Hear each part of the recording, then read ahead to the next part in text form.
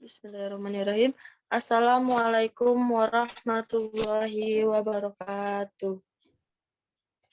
Kami dari kelompok 8 ingin mempresentasikan laporan hasil analisis rencana pelaksanaan pembelajaran skripsi yang disusun untuk memenuhi tugas mata kuliah desain pembelajaran fisika dengan dosen pengampu Bapak Ardian Asyari, MPD. Yang beranggotakan saya sendiri Nurul Dia Zahari sebagai moderator dan rekan saya Irda Widya Prastika dan Marina Dewi.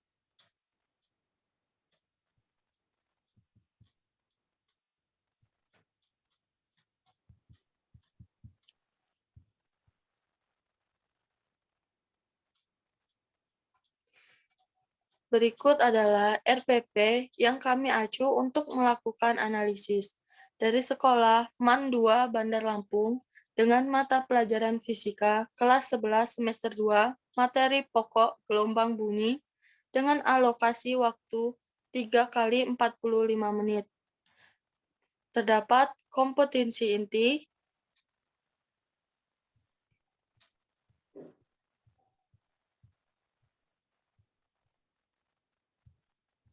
yang kedua yaitu kompetisi dasar dan indikator pencapaian, yang ketiga ada tujuan pembelajaran, yang keempat ada materi pembelajaran, ada model dan metode pembelajaran, keenam ada media, 7 ada sumber belajar,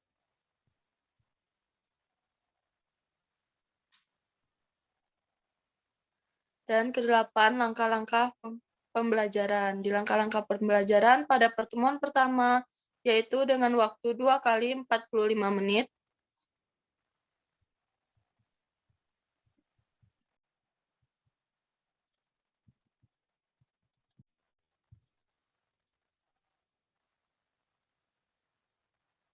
dan pada pertemuan kedua dengan waktu 2 kali 45 menit,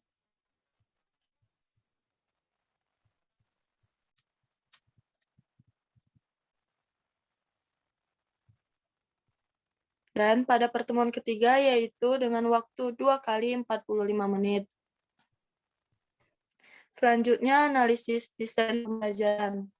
Yang pertama yaitu desain pembelajaran. Yang pertama berpusat pada peserta didik. Desain pembelajaran yang diterapkan di RPP adalah desain pembelajaran berpusat pada siswa. Ditunjukkan pada metode yang diterapkan yaitu metode pair check. Metode pair check merupakan metode pembelajaran berkelompok antara 2 orang atau berpasangan yang dipopulerkan oleh Spencer Kagan pada tahun 1990. Model ini menerapkan pembelajaran komparatif yang membuat kemandirian dan kemampuan siswa dalam menyelesaikan persoalan. Desain pembelajaran berpusat pada siswa, dituliskan pada kegiatan pembelajaran yaitu pada saat yang pertama guru bertanya, apa sajakah karakteristik gelombang bunyi dan bagaimana menghitung cepat rambat bunyi. Yang kedua yaitu guru membagi peserta didik dalam kelompok dan membaginya lagi dengan berpasang-pasangan. Yang ketiga yaitu guru mengarahkan untuk bekerja dalam kelompok pasangan. Yang keempat, guru meminta peserta didik untuk menyamakan jawaban kelompok pasangan dengan jawaban kelompok pasangan lainnya. Yang kelima yaitu guru meminta masing-masing kelompok untuk mempresentasikan hasil kesepakatannya dengan kelompok pasangan lain. Yang keenam yaitu guru meminta peserta didik menyimpulkan materi yang telah dipelajari hari ini. Yang kedua yaitu berorientasi tujuan. Mendesain pembelajaran dengan menyajikan tujuan secara akurat merupakan titik sentral dalam proses desain pembelajaran. Tujuan merupakan pijakan dasar dalam mengembangkan materi, strategi, dan metode pembelajaran. Adapun dalam RPP yang dianalisis sudah berorientasi tujuan, yaitu peserta didik memahami karakteristik gelombang bunyi berdasarkan medium perambatannya. Yang kedua yaitu peserta didik dapat menjelaskan karakteristik gelombang bunyi berdasarkan frekuensinya. Yang ketiga yaitu peserta didik dapat menghitung cepat rambat bunyi. Yang keempat yaitu peserta didik dapat menghitung resonansi. Yang kelima yaitu peserta didik dapat menghitung intensitas bunyi dan skala desibel. Bab 2. Landasan psikologi desain pembelajaran. RPP yang dirancang sudah memenuhi landasan psikologi desain pembelajaran. Pada RPP yang dianalisis memakai teori belajar behaviorisme. Pada teori ini berpandangan bahwa belajar dapat dipahami, dijelaskan, dan diprediksi secara keseluruhan melalui kejadian-kejadian yang diamati.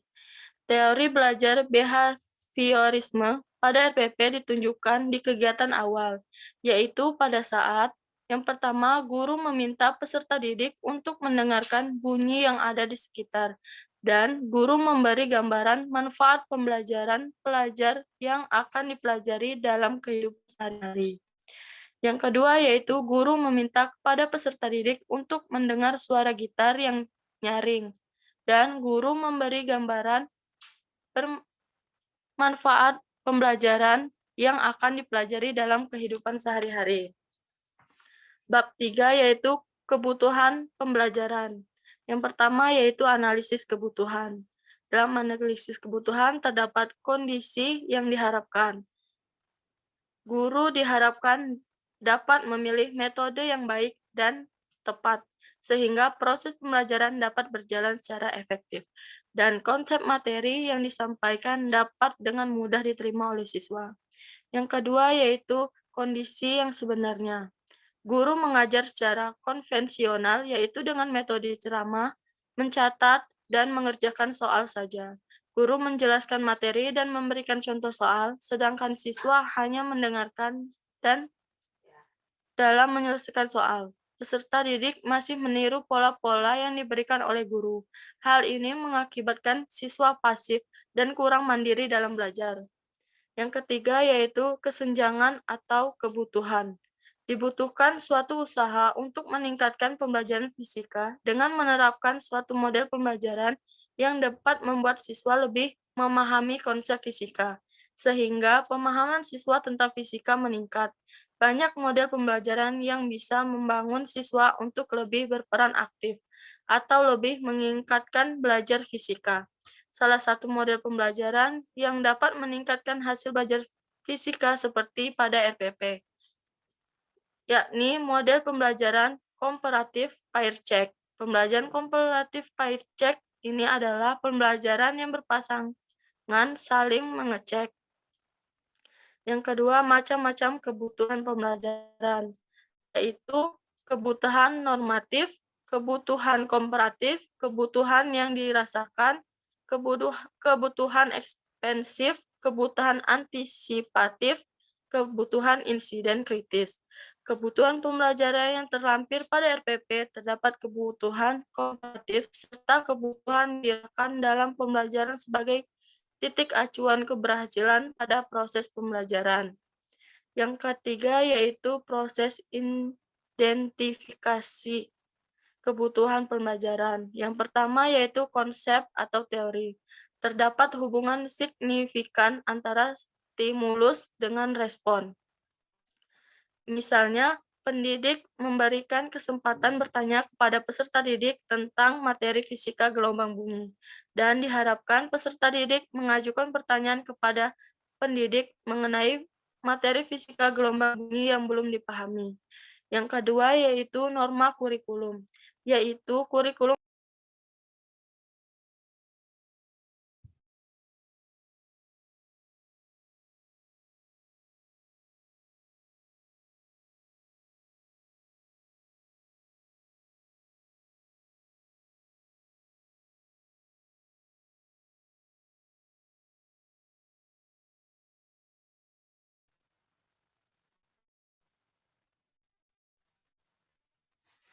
Yang ketiga, fakta realita. Peserta didik jarang sekali dalam proses pembelajaran mengajukan pertanyaan. Walaupun guru telah memancing supaya peserta didik supaya peserta didik menanyakan terkait pelajaran fisika yang belum dipahami. Peserta didik masih kurang percaya dalam menjawab pertanyaan dari guru, jika bukan guru yang langsung menunjuk peserta didik, serta pemahaman siswa pada materi fisika masih sangat kurang. RPP yang dirancang sesuai dengan proses identifikasi kebutuhan pembelajaran, yaitu dengan adanya kompetisi dasar, indikator pembelajaran, dan juga tujuan pembelajaran. Dari tujuan pembelajaran yang disusun yaitu dapat memahami karakteristik gelombang bunyi berdasarkan medium perambatannya. Kedua, dapat menjelaskan karakteristik gelombang bunyi berdasarkan frekuensinya. Yang ketiga yaitu dapat menghitung cepat rambat bunyi. Yang keempat yaitu dapat menghitung resonansi. Yang kelima dapat menghitung intensitas bunyi dan skala disabel. Selanjutnya akan disampaikan oleh rekan saya, Marina Dewi. Kepada Marina Dewi dipersilahkan. Selanjutnya yaitu menganalisis pembelajaran. Apakah RPP yang dirancang sudah memenuhi kompetensi, tujuan pembelajaran, komponen pembelajaran, dan taksonomi pembelajaran? Kompetensi dan tujuan pembelajaran. Untuk kompetensi sudah memenuhi pada RPP, kompetensi dasar yang dipakai adalah ranah kognisi C3, menerapkan konsep dan prinsip gelombang bunyi dan cahaya dalam kompetensi inti pertama menghayati dan mengamalkan ajaran agama yang dianutnya. Kedua, menghayati dan mengamalkan perilaku jujur, disiplin, santun, peduli, gotong royong, kerjasama, toleran, damai, bertanggung jawab, responsif, dan non-proaktif dalam berinteraksi secara efektif sesuai dengan perkembangan anak di lingkungan, keluarga, sekolah, masyarakat, dan lingkungan alam sekitar, bangsa, negara, kawasan regional, dan kawasan internasional.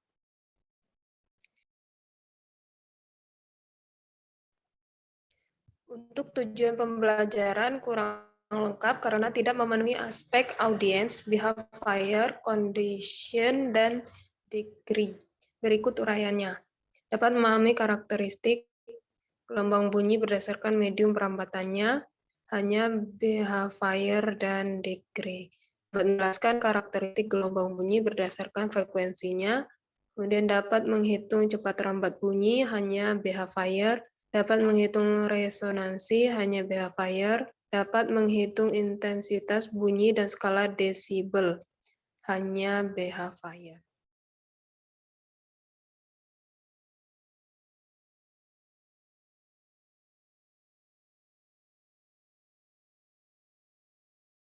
Kemudian taksonomi pembelajaran.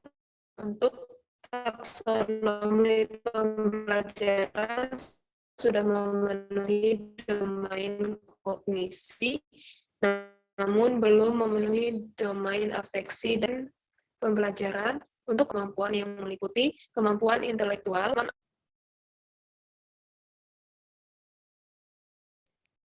karakteristik gelombang bunyi dan bagaimana menghitung cepat rambat bunyi, dan bertanya mengenai karakteristik gelombang bunyi. Kemudian kemampuan kognisi yang dimaksud dengan kemampuan kognitif adalah anak dapat berpikir, memahami, dan mengeksplor hal-hal di sekitarnya. Kemudian informasi verbal.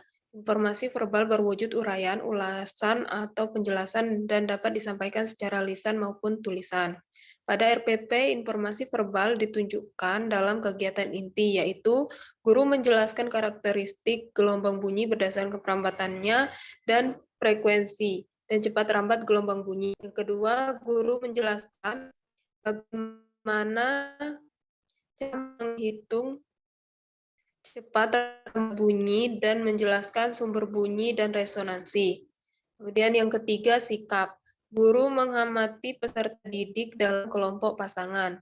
Yang keempat, dan kemampuan psikomotorik.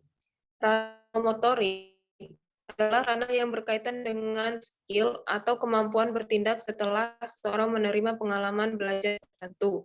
Pada RPP ditunjukkan di kegiatan inti, yaitu pada saat peserta didik melakukan percobaan sesuai dengan LDP D. Yang kelima, karakteristik peserta didik. Menganalisis karakteristik peserta didik dapat dengan cara mengetahui kompetensi atau pengetahuan awal peserta didik. Dan pada RPP sudah diterapkan yaitu pada kegiatan awal pembelajaran, yaitu pada saat guru bertanya apa sajakah karakteristik gelombang bunyi dan bagaimana menghitung cepat lambat bunyi. Selain itu, dapat juga menganalisis gaya belajar peserta didik, dan pada RPP, gaya belajar yang ditemukan adalah auditory awareness, yaitu gaya belajar melalui pendengaran. Pada kegiatan pembelajaran ditunjukkan pada saat guru meminta peserta didik untuk mendengarkan bunyi yang ada di sekitar, dan guru meminta peserta didik untuk mendengarkan suara gitar yang nyaring. Kemudian, dalam menganalisis karakteristik peserta didik juga penting untuk memperhatikan kecerdasan jamak peserta didik. Dan pada RPP ditunjukkan bahwa kecerdasan jamak peserta didik tersebut adalah verbal linguistik. Kecerdasan jamak verbal linguistik ditunjukkan pada saat peserta didik mendengarkan penjelasan materi yang disampaikan oleh guru. Peserta didik menanyakan materi yang belum dipahami dan peserta didik melakukan percobaan sesaat dari gelombang bunyi di kehidupan didik menjadi kelompok berpasangan untuk melakukan tujuan pembelajaran.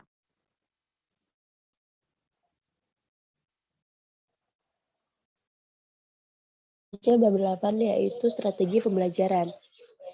RPP yang dirancang sudah memenuhi strategi pembelajaran.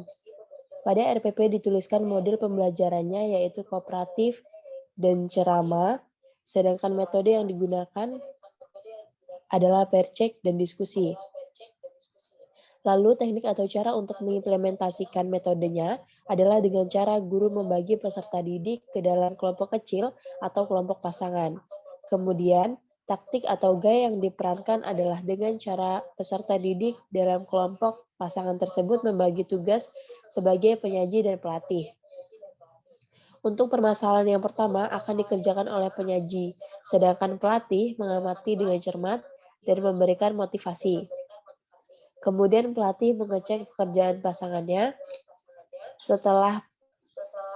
Setelah pelatih dan penyaji pertama sepakat, maka peserta didik saling bertukar peran dalam kelompok pasangannya untuk kemudian menyamakan dan membandingkan jawabannya dengan pasangan lainnya dalam kelompok.